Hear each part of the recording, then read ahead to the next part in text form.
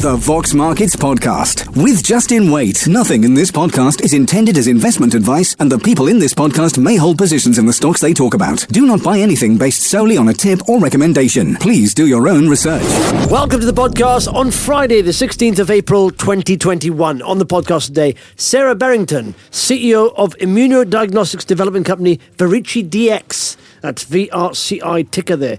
And Sara discusses a significant market opportunity and upcoming milestones. Also on the podcast, Russ Mould, investment director at stockbroker AJ Bell, talks about activist investors, specifically Elliott Management, who have taken a multi-billion-pound stake in Glaxosmithkline. Plus, Glen Goodman, former ITV News Business correspondent and now the author of The Crypto Trader, covers this week's Bitcoin news, blockchain and cryptocurrency news, and he just about survived after his COVID jab, because he called it off earlier in the week because he was very ill. Plus, at the end of the podcast, I have two lists for you. The top 5 most followed companies on Vox Markets in the last 24 hours and the top 5 most read RNSs.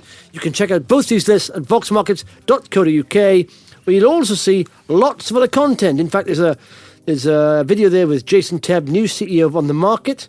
There's an article there with, Angle secures large-scale pharma contract worth up to 1.2 million. Blue Star Capital raises money and invests into NFT investments.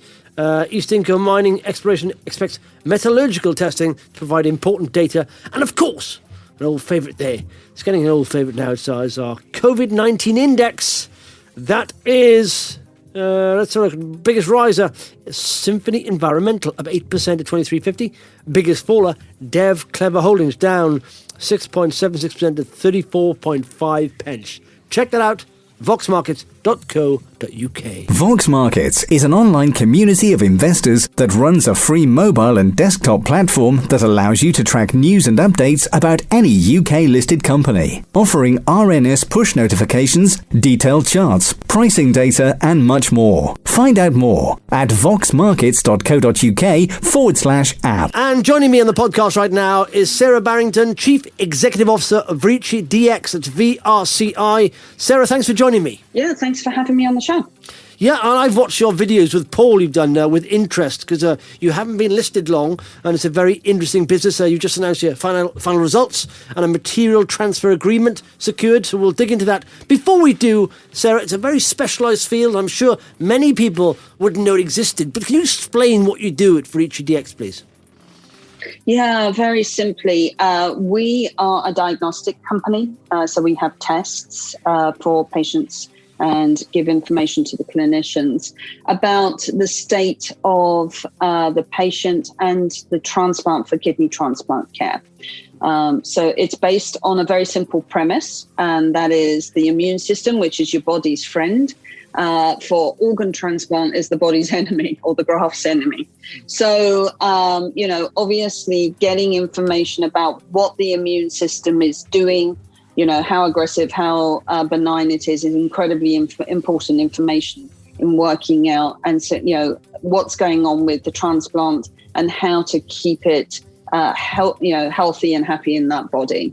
Excellent stuff. And you've got two different sides of products or bits of tech, haven't you?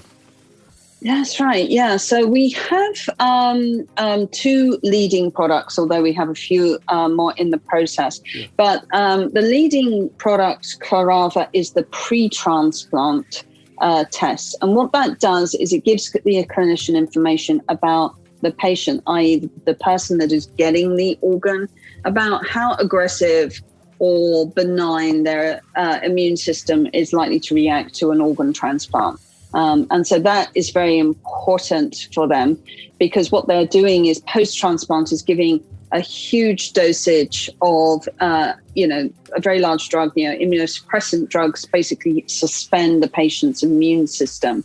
And they're faced with a dilemma. If they give too little, well, then the immune system, it goes on the attack. If they give too much, then they're putting the patient at risk for, toxicity issues, but also, passing infections, underlying conditions. So they're constantly trying to balance those two competing needs. But they have very little information. So knowing whether the patient is likely to respond aggressively or not becomes very valuable information in terms of working out the dosage level.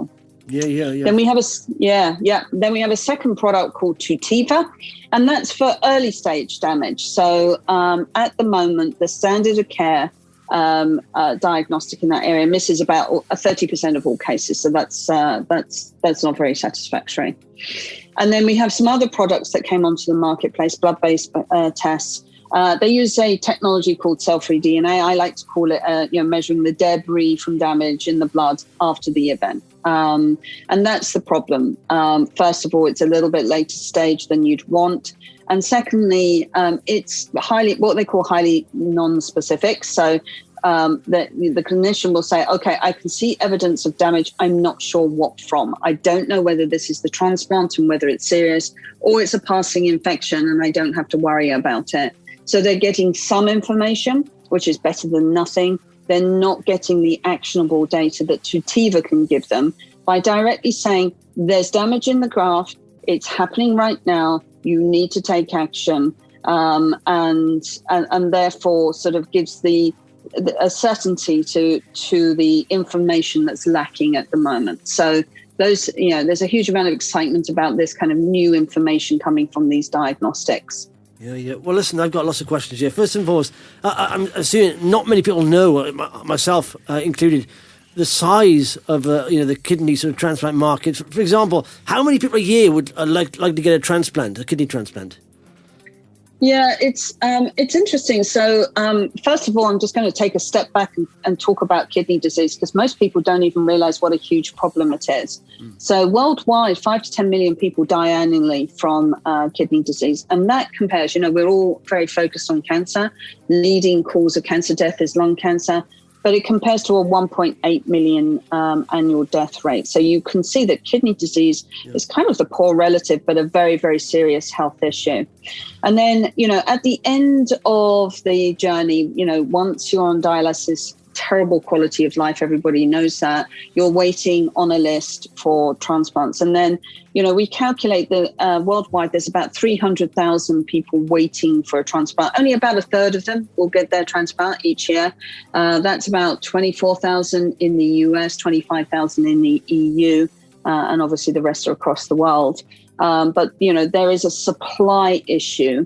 And then there's a sort of stability issue. So we address, obviously improving the success rate, which makes it more attractive to living donors to donate their kidney if they think it's going to be more successful. And then obviously increasing those success rates. It's not only important for the patients and their quality of life, it's important for the healthcare system. In the US, it costs about just under $500,000 to have a transplant.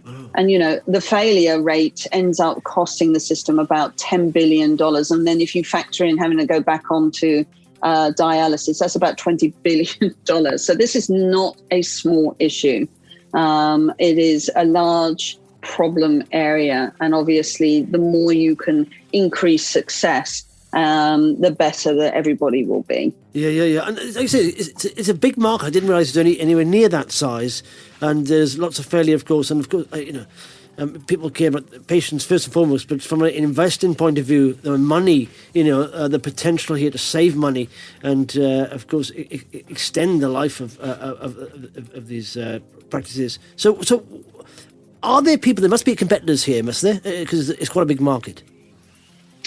It's funny, but for Corrava, the pre-transplant, there's no competitors at all. There's no other product on the market. Clinicians have, all they've got to play with really is clinical factors, which are so broad that they're largely ignored. So this is a first-in-kind product, and hence a lot of excitement, from the clinical community.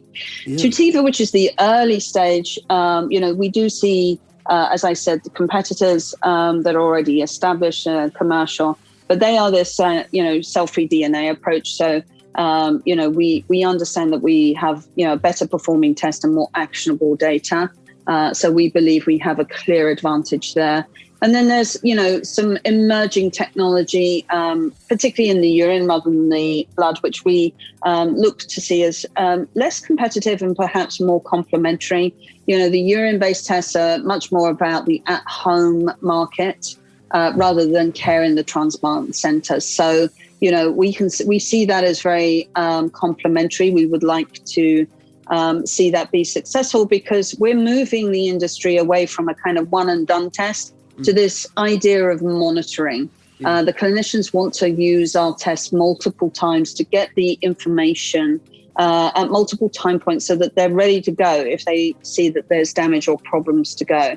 So for us, anything that helps the clinician, do frequent monitoring without, being too burdensome for both the patient and the clinician is good news. So very excited about that.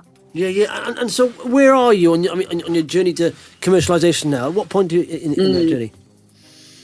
Yeah, we had some very good publications. This work's been going on for 10 years in the development, and the performance came out extremely strong, over about 500 patients. But, the proper way to do this is, to get this in the company's hands, to then do what you call clinical validation. Okay, can we reproduce those results, right?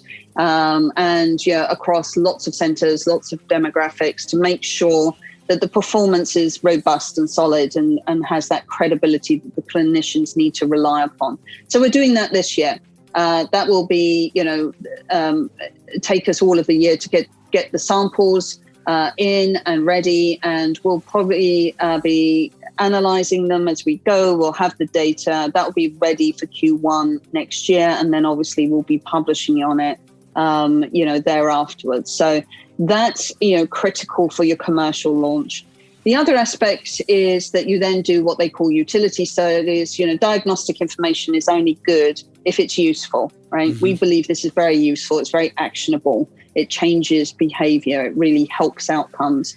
But it's a good idea to do a study, some case studies. And so after we finish our validation, we'll be doing those. But at the same time, we'll be doing our early launch in the US and possibly in the EU as well to support that. That can go hand in hand. So that's where we are.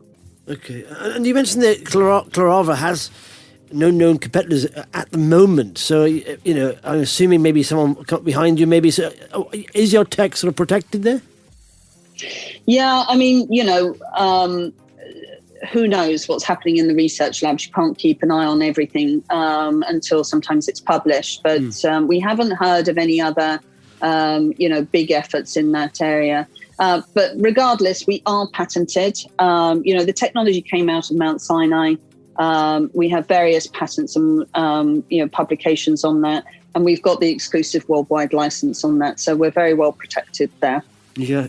And from an investing point of view, investors listen to this podcast and think, okay, all they want to know is two questions really. Can I make money? How much money can I make? So what's the market opportunity for you here? How big can you get? What's the potential? It's a fascinating question. In terms of annual revenue, we've estimated quite conservatively before it kind of grows. So the here and now addressable market to be about 700 million per annum worldwide.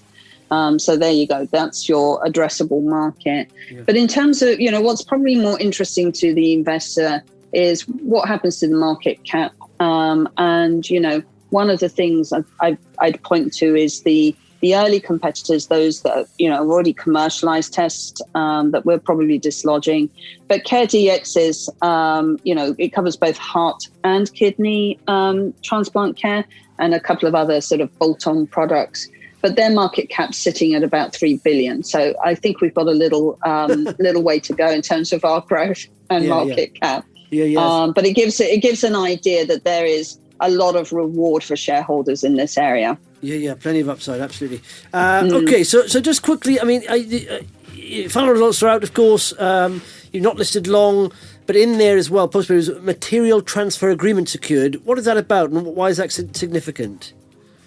Yeah, we were very excited about this. So, your biggest risk in a clinical trial is actually the sample acquisition, especially with COVID, shutting down clinics, etc. But, whilst we've taken steps to mitigate that and we're happy with our underlying growth, we got an opportunity here. This is an NIH-funded study. It's across 15 centres. All the samples have been collected and in accordance with the requirements of our protocol. And they're due to be released from a data locker, in the summer, end of July. And effectively, what we were able to do is, in exchange for us sequencing for the study all of their samples, close to 300 samples, we would able to have access to the samples that are relevant for our clinical trial. So we won't know for sure for final numbers, but we're estimating that to be about 60 samples. That's about a third of our needs in our clinical trial. So what this did is in one fell swoop, take out a lot of the risk in terms of hitting that milestone by the end of the year in terms of sample acquisition. So that was a very exciting development. And this is a study that's very reputable. As I said, it's NIH funded and very well characterized and very well, curated. So very exciting news for us. Yeah, excellent stuff. Okay, before I ask you for 3 quick reasons why someone should add you to their watch list, what's the next sort of big milestone? You mentioned one there, end of the year. Is there anything before that coming up, but news that people can expect from you? Yeah, I think if anyone's watching us, they should think about this as being our foundational year. So each piece of information that's coming out is effectively a building block to support the commercial launch next year. For me, the clinical trial is, pivotal news. And so, I'm hoping that my next announcement is again on the clinical trial, just talking about the opening of our EU centres. We've already opened the US, but it's good to have an international presence in your clinical trial, and that's what we're doing. So, I would hope that that's my next big bit of news. But, if you're following us, then just expect to see maybe things that don't look, astounding in themselves, but if they're viewed through the lens of, okay, another foundational building block that's really going to support her milestones, it's really going to support her commercial launch next year, I think that should be very reassuring to investors that we're on track. Yeah, absolutely. Okay, Sarah, every day in the podcast, I highlight the top 5 most followed companies on Vox. And obviously, to get on that list, people have to hit that follow button. So give them 3 quick reasons right now why they should hit that follow button and add Verici Dx to their watch list, please. Yeah, I think the top one is huge potential for investor return. That's comparison to our competitors as we go through. This is a company that, whilst the market capitalization may be relatively small today, has a huge potential to increase. And I think that's should be on anybody's watch list from an investing point of view.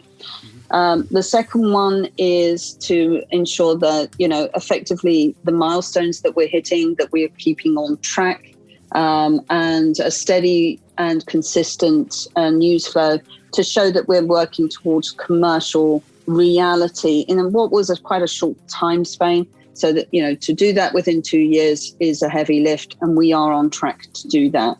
And then the third thing is to recognize that this area is a growing area for investors. There's now becoming a lot more interested in kidney disease. As I said, it was the poor relative. It is a huge growth area. And we're seeing now an emergence of companies like us that are making this a very distinct sector in itself that has a huge amount of growth potential. Marvellous stuff. Sarah, good to chat to you, and hopefully we catch up in the not too distant future. Thanks very much. Thank you very much. The Vox Markets Podcast with Justin Waite. And joining me on the podcast right now is Russ Mould, Investment Director at stockbroker AJ Bell. You're Russ? Yeah, I'm very well, mate. How are you? You okay? Yeah, good. Good. Just then we look at the dates. The 16th, one day, the 17th tomorrow, of course, and that's a month now away from the proper reopening of the economy. Correct. And in fact, we're going out for a pub meal tonight, and hopefully it'll warm up a bit because there's a cold wind there. Yeah, but when the sun goes down, it's not very nice. It's been chilly in Brighton. We were doing some under-12 cricket training at the club last night, and by 6 o'clock, It was pretty bracing, to say the least. Yes. Lads were cold at the end. Where's it coming from, this wind? It's been around for a while now, hasn't it? It has, yeah. I mean, we've got a beautiful sunny day here in Brighton today, but it's been cold for the last couple of weeks, really. So, it's been tough sledding in that respect. Yeah, let's hope the sun comes out for a proper, lockdown release next month. So exactly. Cool. All right, then. So what are we chatting about this week, Russ? Well, what's caught my eye is that splash we've got in the FT on Elliott, the American activist investor, taking a stake in Glaxosmithkline, and Glaxo shares, promptly went up 6%, which I thought was interesting. Now, activists have been relatively quiet for the last year, I suppose, for fairly understandable reasons, in that we've all had other fairly serious priorities to think about. But lots of people go, well, what do activists and what do they do? Well, there are 4 different types of investors. Very, very crudely, I would say. You can be a passive investor, which I think as a private retail individual, it is quite hard to make your voice heard. But even some institutions are relatively passive. If they see something they don't like, they either don't own the shares or they sell them and move on. Yeah. You can be a steward when you can. Fund managers will say that they're stewards of capital, of their customers' capital, and they will engage with management if that management team isn't particularly happy and try and make sure that there's alignment between all stakeholders. You can be proactive and actually, genuinely give management a little bit of a prod. And then you've got the activists, and they go furthest of all. They often actually seek representation on the board and even want to take a hands-on approach to running the company. Yeah. Now, sometimes they'll call for a change of management and try and get the chairman or the CEO or a few board members the sack. They'll often try and demand a new strategy, asset sales, shift in dividend policy is often a big one, or even the breakup or sale of the company. Now, they'll generally tend to look at things that have underperformed and think things where they think there's been hidden value in there. And we were just chatting beforehand. GlaxoSmithKline's share price, as we sit here, is £13.51p. Yeah. And I've got a chart in front of me. That's pretty much where it was in 1997. So something's not gone right there, is it? So something's, it's paid out plenty of dividends and it's made plenty of money, but it's obviously had some big patent cliffs to encounter. And although new Emma Walmsley, the boss, she's been in charge for nearly 4 years now, and it takes time to replenish that drug pipeline. And give Emma Walmsley a credit, she's not turned up in the boardroom and done nothing. She's actually overhauled the company. She's actually embarked upon a major overhaul of the company. She's got 4 big transactions on her record, bought the stake in the consumer healthcare business it didn't own from Switzerland's Novartis, sold its consumer nutrition brands like Horlicks, then bought a biotech firm for $5 billion. And then in next year, 2022, the consumer healthcare business that it bought in from Novartis is now merging with that one of Pfizer, and then it's going to spin the whole lot off. So she is completely reshaping the company, and it is still the world's biggest maker of vaccines, lest it not be forgotten. Yeah. Now, I think one area where Glaxo, therefore Smithkline's possibly missed a trick there, is you will remember it was developing a COVID vaccine with France's Sanofi, and it didn't work.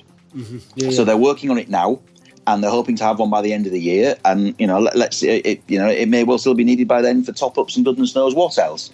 But at the moment, that's possibly one trick that they've missed. So it'll be intriguing to see what Elliott think Miss Walmsley or Mrs. Walmsley and her team should be doing differently from what they're doing now, because there's 4 big transactions in a 4-year span there, and the share price has, frankly, yawned. And I think the dividend's been stuck at 80p for a very, very long time. Free cash flow for the cover for the dividend isn't great. So it'll be interesting to see if they think there's more things that can be done strategically, or there's more ways in which that cash can be wrung out of the company. But at the moment, there doesn't look to be a massive amount of space for my just looking at the accounts for, say, buybacks or extra dividends. So I can only assume they think that either there's something really dramatic to be done, but given that the company's been broken up anyway to a degree, that's pretty something, or they just think the shares are just the wrong price and there is something that can be done to prod things along. It's just intriguing me. Yeah, and fundamentally, I have no idea. I mean, how are their profits? Are they dipped massively, or the share? Is it just a case of sometimes the sentiment is low on a share, and like the big stocks like Glaxo, when people start selling in mass, and it just grinds lower for a long time, doesn't it? I'm just pulling up my spreadsheet now. The dividend hasn't gone anywhere for a long time, which probably tells me that the profits haven't either, quite frankly. Yeah. I think Glaxo is, to a degree, rather like AstraZeneca, intriguing enough, one of those companies where the adjusted profits, where the company to a degree is marking its own homework, look a heck of a lot better than the statutory ones. Does that make sense? Yeah. So that's but I'm just pulling up my just pressed on a wrong spreadsheet, just pulling up my little spreadsheet here. But yeah, the fact that the dividend hasn't gone anywhere for a while I'm looking at would the lead me chart to of believe. It's almost the mirror image of, for a while, Yeah. AstraZeneca and Glaxo. One's gone top right, one's gone bottom Well, right. again, I think that's one thing that I'm sure that the Elliott people have noticed, in that Pascal Soriot came on at AstraZeneca, and again, there were similar questions being asked. What's the pipeline like? What's going on here?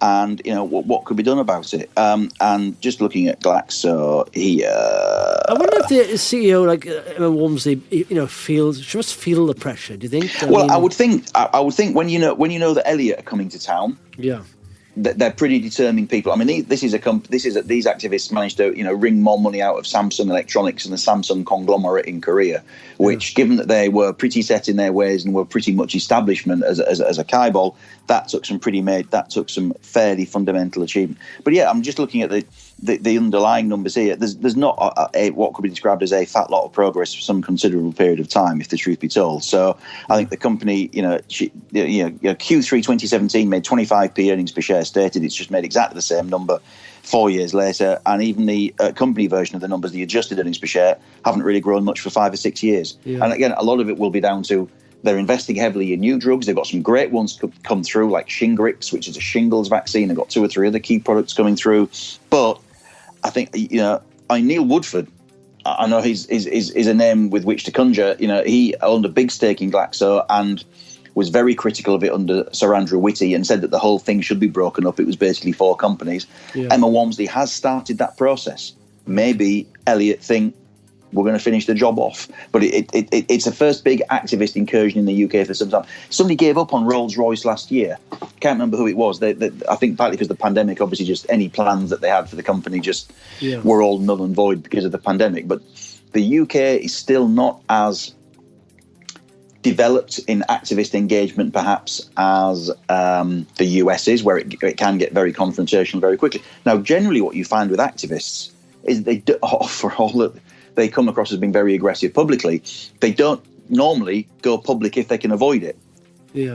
So it'll be interesting to see if we find out in time that Elliott has been poking away in the background and feels that it's not been ignored, or that Glaxo is going down the wrong path. So that's always it's unusual for them to just put their tanks on somebody's lawn without having talked to them first. Yeah. So again, I'm sure we'll start finding out more in the coming weeks and months. But yeah, it'd be intriguing now to see if it lights a fire under what is ultimately a very moribund Glaxosmithkline share price. So how much do you mean? I mean, I'm looking at they haven't notified yet, have they? So how much have they taken of it? Well, it's a 68 billion cap company, Glaxo. And the phrase well, I mean, in the end, if it's a multi-billion is the phrase in the FT. So for it to be a declarable stake of 3% or more, you're looking at 6.8, a couple of billion quid at least. So they're not messing around here.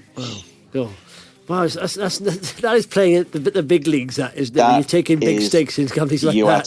You are taking a view and you are taking a position. Yes, and they will therefore clearly now be looking to have their voice heard. Now, there'll be lots of people who will be thinking this is really interesting. Maybe they will uncrack some value here.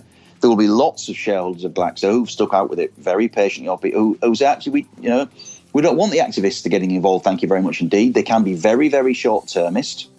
They say that they're long-term in it for the long haul, but often they're not.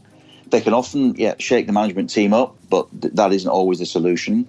And they can often do things involving share buyback and leverage that can actually weaken a company's long-term position, because it's then got the interest to pay on the debt when they've cleared off, for example. Yeah. So not everybody by any stretch of imagination is in favour of activists, and it will be intriguing to see how this story plays out, because, again, the UK hasn't been phenomenally fertile territory for activists. I mean, Edward Branson's been banging his head against a brick wall at Barclays for the last 2 or 3 years when they get them to spin off the investment bank. Got absolutely nowhere and seen the share price go down.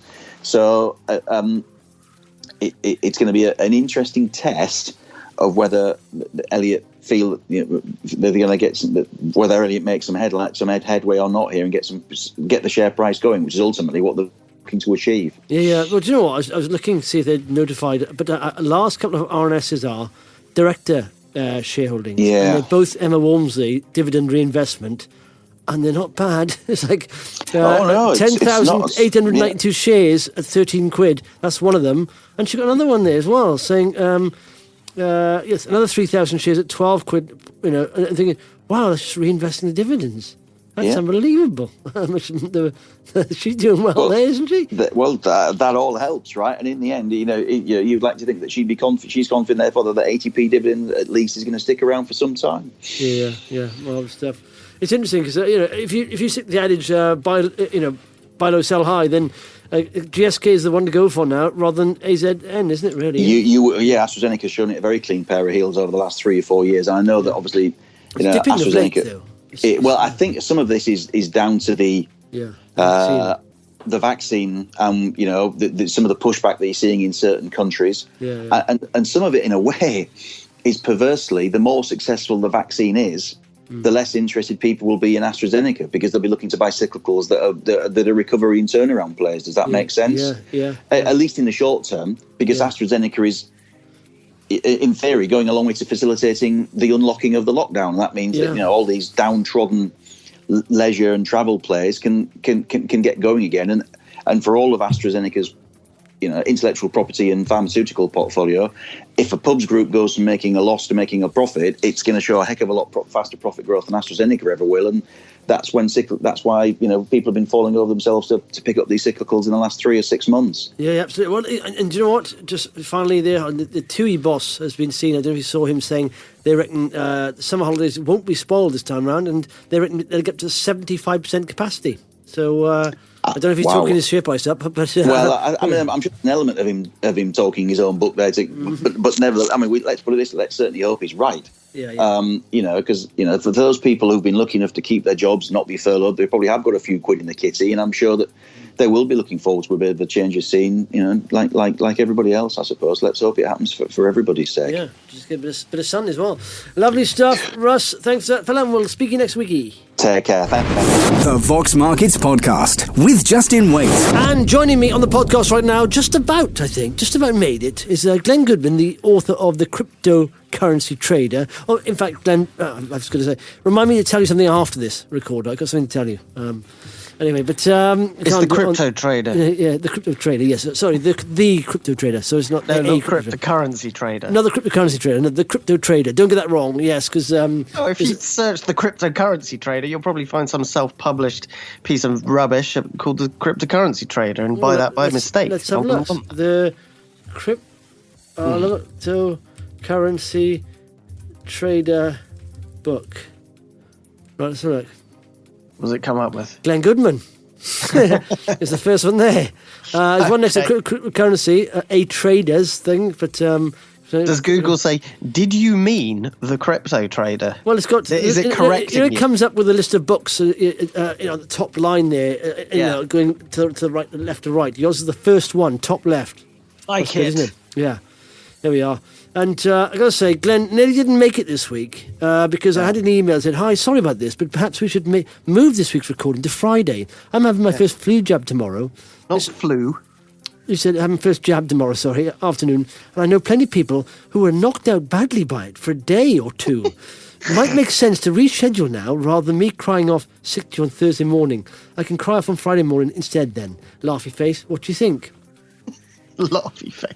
So I said, don't be a wimp. I had mine. I did my daily exercise and podcasts. And you came back with, laughing face, some people react to it a lot worse than others. Okay, let's keep Thursday booked. And if I'm really screwed, I'll let you know. Otherwise, assume I'll drag myself the 5 meters or so from my bed to my computer desk and do the podcast. #martyr. I said, I'm sure you survive. 90-year-olds have had it. LOL. Next one. Jesus Christ. Had the full flu reaction for hours. Uncontrollable shivering, muscle agony, etc. It's amazing you can type, Glenn. Only feeling half human now thanks to paracetamol. Thank you, paracetamol. You almost dead. You had a bit of paracetamol and you felt half human. Now sweating profusely instead. Can't sleep. Help me, Justin, help me. If I don't get through this, I just want you to know... ... I type back... Still living. That's when I passed out. Yeah, still living. ... That was full stop, was full stop, horrific full stop, was in too much pain to sleep until about 7 a.m. Feel a bit better now, so hopefully it's almost over. Maybe a bit better maybe it'd be a bit better if I caught the actual COVID. LOL, you are such a hypo, I said. Did you have AZ? Yes, AstraZeneca. You don't realise how lucky you were to have mild reaction. You wouldn't have handled this any better than me, I promise you. You'd probably cried like a baby. I said, I was very ill, just get on with it. Another friend of mine, Lee, just had it now. Said he had no issues. I don't believe either, but he said he had no issues whatsoever because I was quite rough. Maybe he did have no issues. Some people do have no issues. They're very lucky. I gotta say, I was quite people. Yeah, I was quite rough. I had a bit of a cold. And bit of a cold, right? I'm telling you. I was achy. No, I was achy. I was uncontrollable shivering. No, I was like that. Glenn, you weren't doing uncontrollable shivering. You're exaggerating. You're a hypochondriac. I'm not. It was absolutely true. Everything I wrote there in my my bed. And I was ill and stiff and all that stuff. True. I was ill and stiff, but I just got on with it. You know, some people just go. You don't know ill. That's the thing. You're like, oh, I was ill. You don't know what ill is. I know what ill is because I've just been through it. Because you're a hypo. No one knows what ill is like a hypochondriac. Let me tell you that now. And I tell you, I'm glad you're not on the front lines to defend this country. Go. But anyway, here's a good segue. Looks like Bitcoin's caught a bit of a cold. Very good, Justin. Yes.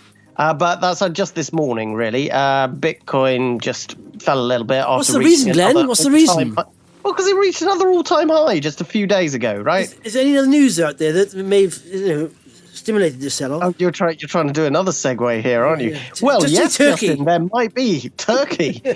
Yes. Turkey has... this is an interesting one because Turkey is one of the countries, or the people of Turkey are probably the keenest on cryptocurrency in the entire world, and have been on and off for a while. They sort of vie with Nigeria most of the time for which population is the most excited about Bitcoin and cryptocurrency. And the reason is obvious because in both Turkey and Nigeria, they've both suffered from currency mismanagement for many, many years and seen their currency fall and fall and fall in value against the US dollar. So, meaning obviously that the value of their own savings just constantly falls on an international basis. And they suffer high inflation as well. So, I have a lot of Turkish people writing to me and showing great interest in investing in cryptocurrencies. But now Turkey's central bank has decided to ban not completely the buying of cryptocurrencies, but ban the use of cryptocurrencies and crypto assets to purchase goods and services, saying that there is possible irreparable damage. Irreparable damage, yes, to the central bank's reputation, no doubt. But they basically say that no payment service provider is allowed to use Bitcoin or crypto to facilitate payments for buying things. And that is obviously a massive blow to the cryptocurrency industry in Turkey. Yeah. Well, I had a very good quote today. And generally, when people come on Rio 5 Live, investment managers, they're not speaking what I like. I like obviously micro caps. They don't want bigger caps, and they talk about the macro issues. But one of them said today, which stuck out, they said, "Is Bitcoin mainstream?" And she said, "No." I thought, "Oh, you haven't a clue." It is pretty much, from my perspective, I suppose it's not mainstream, but I think it sort of is because I'm in that sort of investing world. So people who are not in the investing world will not think it's mainstream. Of course they won't. But I think it's getting there, and institutions have got a stake in it. But it's not sort of main. But she said no because when it becomes mainstream, there'll be regulation. And I thought that's a very good point, actually. When it really becomes mainstream, it will be regulated, and that's what will kill it. Well, they're working on regulation, obviously in every major country, but in America as well as anywhere else. What I've always been most worried about, and I've said it on the podcast lots of times, is that one day the US government will, if they feel that it is a proper payment mechanism being used to buy and sell ordinary things, then they will get scared that it might threaten the dollar, and then they will ban it. the problem for the US government and for the Federal Reserve, of course, is that by the time it gets to that point, then it will be politically quite difficult to ban it because it would be that mainstream. So it's a bit of a catch-22. They'd be better off banning it sooner rather than later as a kind of precautionary measure if I was sitting in their shoes and wanted to protect the dollar. But they're not doing that. They're just kind of leaving it on the back burner, and there could be, an almighty political row at some point in the future if they try and do, say, what Turkey has done now. And it's interesting, of course, because Turkey, whilst Turkey is hardly, the most respectable of countries in terms of its central banking and so on, it is possible to foresee with America and other developed countries now basically not really giving a crap how much money they print. They're kind of very relaxed about it these days. You could see them getting potentially into a Turkey-type situation and suddenly panicking and feeling like they have to ban it for payment services use. But it is also interesting that Turkey hasn't yet banned it as an investment product, because that means that Turkish people can still, transfer their money into Bitcoin and save up in Bitcoin instead of in Turkish lira, which would probably make sense for them, even though Bitcoin is an extremely volatile thing and it could go down a lot as well as up a lot. It feels, at least the trend is upwards. At least they got that, whereas the trend in the Turkish lira has been downwards for years and years and years. And that is a tough pill to swallow. You'd be better off putting your money into almost anything else at all other than the Turkish lira over recent years. Yeah. And it is funny, isn't it? You think some of these currencies, the countries' currencies like that, who are suffering, maybe they should just swap. We're swapping the Bitcoin. That's what we're going to be. Our currency is going to be Bitcoin. And that would have changed their problems completely, wouldn't it? But Bitcoin is too volatile. That's the thing. But it's volatile in an uptrend. Turkey is volatile in a downtrend. Turkish lira. Yeah, but what about when Bitcoin goes back into a downtrend? I'm going to say something. I know. Yeah, it will. But Turkey's been, in a downtrend for how many years? It's ridiculous almost. But I think Bitcoin, the sell-off. People think the sell-off won't happen. And I think the more people think that, the more likely it is to happen. Because it'll shock people and people will start chucking loads of money into it. And when people start risking, big assets, like they remortgage their house or they start putting all their money into Bitcoin and it starts falling quickly, people get scared. And that has a sort of domino effect, selling begets selling.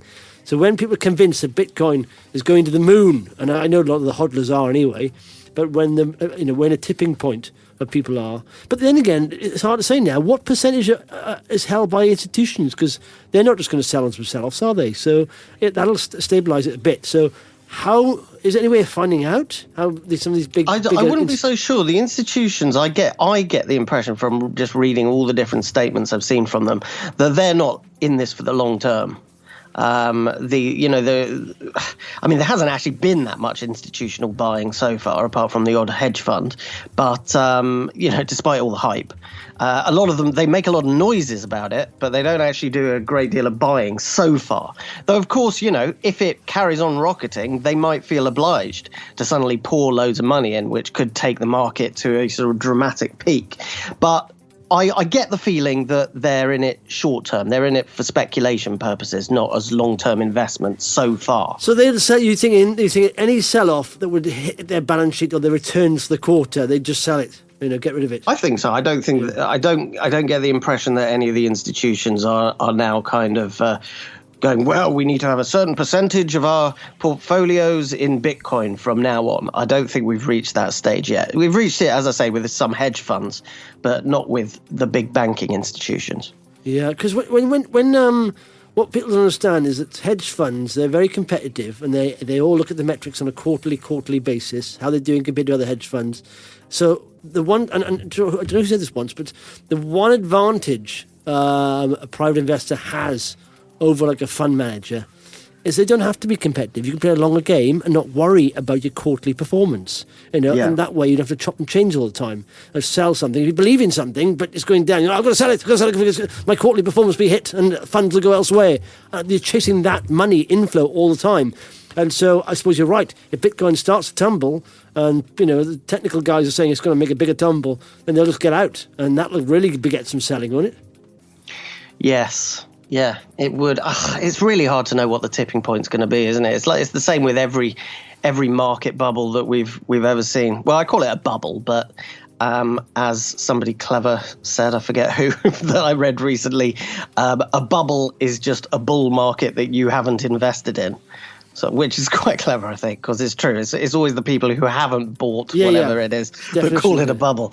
It's a bull market. It's a strong bull market, and all bull markets come to an end, as we know, and they usually come to an end in pretty dramatic style. But you never know what the catalyst is going to be. Is the catalyst going to be that a bunch of institutions panic and sell because some country decides to ban Bitcoin, or we just don't know what the trigger will be. But when the trigger comes, hopefully we'll recognize it quickly and I'll get out like I did last time in the nick of time. That is interesting, isn't it? If you're not in it, it's a bubble. If you're in it, it's a trend. It's like it's how you phrase it, I suppose. And it's true. It's not a bubble really, because if you are riding it and you're going to get out, it's fine. But if you think this is going to go on forever, then that's the worry where you're going to lose money. But you should always be prepared to change your mind on something like that. Because let's be honest, Bitcoin is still a digital currency. It has very little use apart from holding it, and the price goes up as a trading asset, really. So, yeah, same as gold. I love it. Some people are really snobbish on gold, like looking down the nose at Bitcoin. It's the same thing, really. Yeah. It really is exactly the same. Gold, you don't go around buying stuff with gold. It's too heavy. It's too clunky. You don't take it. You've got to store it somewhere. It's hard work. It is the new gold. So, who's that guy? Peter Schiff? What's his name? Peter Schiff, yeah. Yeah, Peter Schiff. I haven't followed him for a while. I'm trying to find out. I did follow him a while back, but he was always anti-Bitcoin, pro-gold, and he said calling it a bubble all the time. And now it's gone on a momentous ride. He's probably still winding people up, is he? I don't know. I haven't seen him for a while on Twitter, but is he still saying gold is the next thing? Oh, I don't know. Yeah, he did a good April Fool where he said, actually, I love Bitcoin now. That was a good one on April 1st. Some people fell for it before realising. I did see a good one actually by Coinbase. Someone said, who was it? Another guy, Northman trader, I think it was, who's always a perennial bear and just sends out sort of perennial bearish tweets. But he said something about, yes, crypto's the future. That's why us, Coinbase, are raising billions of dollars of fiat currency. And that's good. Yeah. Why didn't you actually? That's a good point, isn't it? That shows the power still. All these people are Bitcoiners who are saying, "Oh, hang on, the global footprint isn't that as big as the bankers?" No, because the bankers is what we use. No one uses Bitcoin. Well, indeed. I mean, here's the thing. I mean, one interesting thing. First of all, Turkey hasn't banned, as we said, it hasn't actually banned the investing in Bitcoin, just for payments for goods and services, and that says to me that a lot of the top people in Turkey probably have their savings in Bitcoin, or at least some of their savings in Bitcoin. So they don't want it banned because it would affect them personally, maybe even the central bank chiefs themselves. And I wouldn't blame them. But, that's interesting because that could also say something about the future of America or other developed countries if their currencies, if, say, the dollar continues to fall or so on. Maybe it would be politically difficult to ban Bitcoin simply because everybody in the top people in the government would be owning Bitcoin by that point. Another thing I think that is worth mentioning on what you were saying about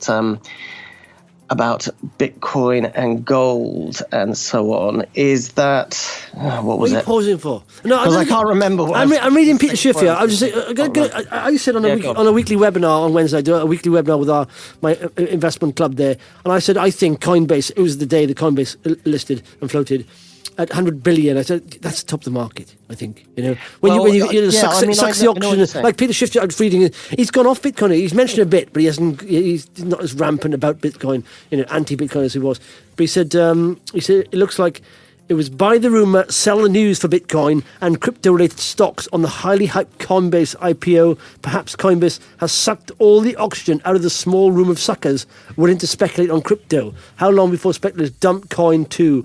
I think that you do see something. There's Alibaba a while back. Remember that topped the market for a while and it sunk off. All the cash went into that, and then it started selling off. People started selling it as well. So is that the same kind of thing happening? It's only sooner or later. We'll be talking about it for a long time. We've been talking about this rollover for Bitcoin for a while. I think, is it going to happen? Is it almost when we say, "Oh, it's not going to happen"? It'll happen, I think. But as yet, it still marches on. It's so strong. But stock market froth is just as worrying a phenomenon as crypto market froth. What this says, Coinbase. Listing at such a high price. Where is it? They are, that's it. Coinbase's $65 billion market capitalization is larger than the market cap of Bank of New York Mellon, which is America's oldest bank, Twitter, Tesco, Glencore. All of those have a lower market cap than Coinbase, which frankly is a commoditized company that simply, it's just a trading platform. Right? Okay, it might be the most popular one at the moment, but there are loads of other companies doing exactly what Coinbase does.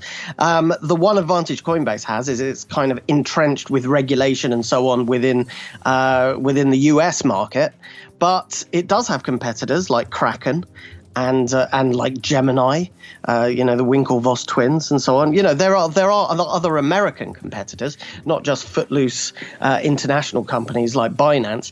I don't know. It just seems odd, doesn't it? But, if you want a real sign of stock market froth, I've got a story for you. Have I got news for you, Justin? Did you hear about the New Jersey deli that the holding company that owns this single deli listed on the stock market and is valued at $100 million? Yeah, why? Right, it's a deli, a little deli. I'm looking at a picture of it right now. Look up Your Hometown Deli in Paulsboro, New Jersey. Mm-hmm. Your Hometown Deli. Basically, Hometown Deli. In Paulsboro. Your Hometown... Found it? Yeah, but I know I've got coverage on it, but not the actual website. It's been covered well, so well. It doesn't have a website. It's just a deli.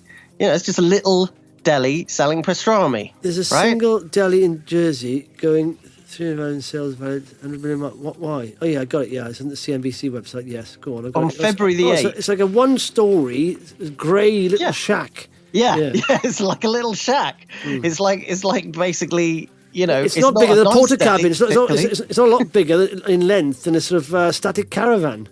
Yeah, it is. That's exactly what it looks like. And it's, as you say, it's got some kind of grey wash on the outside. It's a particularly unattractive deli with 3 American flags placed at weird angles on the top of it. Anyway, that deli, which made $35,000 in sales over the last 2 years combined, according to securities filings. The company that owns it, that only owns the deli and nothing else, has got a market cap of $113 million as of February the 8th. It's now down slightly to about $100 million. I mean, if that's not a sign of stock market froth, I don't know why what is it. So is this the GameStop crew ramping it up, or what's happened here? I think it's the, the SPAC thing. Okay. What we used to call holding companies or shell companies, I suppose. You know how there's been a big boom in these companies that basically are empty, and then you can reverse. Because they're empty, you can then reverse an existing company into them. Mm-hmm. So they do a kind of reverse takeover type thing. Yeah. And that basically allows the big company that's reversed into it to list on a stock exchange without having to go through all the regulatory crap that they normally have to go through. It's just a quick route to listing. And so these empty SPAC companies, there's a massive bubble in those as well as in everything else. And so I guess this is a kind of extreme example of that it's worth that much money because investors are just hoping that something exciting will suddenly happen to this company. Yeah, I see it on Twitter. I mean, you've got these sort of companies are shells. They become shells, and people start investing in them. Not having any idea what they're going to become. And you're thinking that's not investing. That's punting and speculating. I know, but it's not investing. I should have said, sorry, SPAC stands for Special Purpose Acquisition Company. Yeah. And, but I mean, it's one in the UK. Listen now, it's UK SPAC, isn't it? And there's shell companies. People just taking punts on them. To me, that shows you've got no strategy. Or maybe that is your strategy. If that's all you're doing, fair enough. But it just shows no investment strategy. Just jumping on a SPAC or hoping something will come good. And some of these shells, honestly, they just drop like 40% in a day or something with bad news. It's just what? And to me, I need conviction to put a decent chunk of money in. I just can't just take a couple of quid and say, hopefully it'll do well. I don't see the point of that, really, you know? Well, it massively reminds me of a classic story. I haven't got it in front of me, but from my memory, a classic story from bubbles of days yore. I think it was the South Sea bubble hundreds of years ago, when basically you knew you'd reached the top because a company listed on the stock exchange that described itself as I'm paraphrasing, a company that does nothing at all, but will do things to the advantage and benefit of its shareholders in the future. That was what it was basically saying. It was just like, we don't know what this company is going to do, but it's going to be great. And it listed, and loads of people bought the shares. Yeah. And this really is no different. The kind of the SPAC boom. Yeah, no, I'm a bit cynical of it, you know, of the AIM cash shells. It's the same. I just feel if you are investing in those, I just feel like you're out of investment ideas, you know. You haven't got any disinvestment. Because if that's it, I just see it as a last resort investing, trying to punt on something you're hoping will come good, you know. It's like, that's just like gambling on a horse, really. It's just, I'm hoping something will come of this. Why not research a company that has some decent potential, you know, that has some cash maybe, and it has a market, has a business idea, has a business model even. You know, why not invest in companies like that rather than one without a business model, just hoping that something will happen, you know, the positive? Because to me, that's you're going to end up losing money like that. I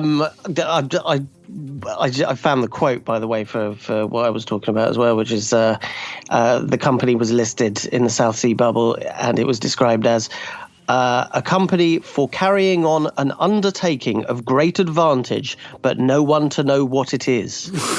Yeah.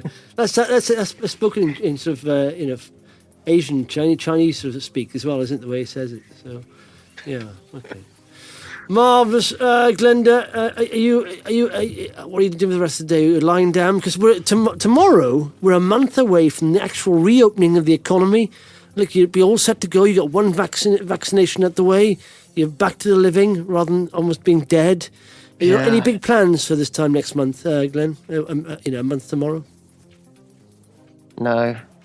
Marvellous. Cheers, Glenn. Speak next week. Okay. See you then. Always end on a strong, end strongly. That's what I think. End on a strong. On a climax. Okay, it's time for the top 5 most followed companies on Vox Markets in the last 24 hours. They are at 5, Argo Blockchain, up 9.6% to 160. At 4, Infrastrata, up 10.5% to 47.25. At 3, Helium 1, down 7.26 to 10.85. At 2, Chamberlain PLC. What is that? It's 32.14% to 9.25 pence. And at 1, iNexus, up 37.05% to 9.1 pence. Okay, it's time for the top 5 most read RNSs. They are as follows. At 5, Tirupati Graphite. When I say that together, I can't say it correctly. Tirupati Graphite. Oversubscribed placing to raise 10 million. At 4, Cadence Minerals, MacArthur Lake Giles Project feasibility update. At 3, Zoetic International trading update. At 2, 4D Pharma, director's subscription for new ordinary shares. And at 1, Helium 1 placing and subscription to raise £10 million. Most liked is Zoetic. So you can check out those lists at voxmarkets.co.uk. Thanks for listening. Muchos appreciados. The Vox Markets Podcast with Justin Waite. Nothing in this podcast is intended as investment advice, and the people in this podcast may hold positions in the stocks they talk about. Do not buy anything based solely on a tip or recommendation. Please do your own research.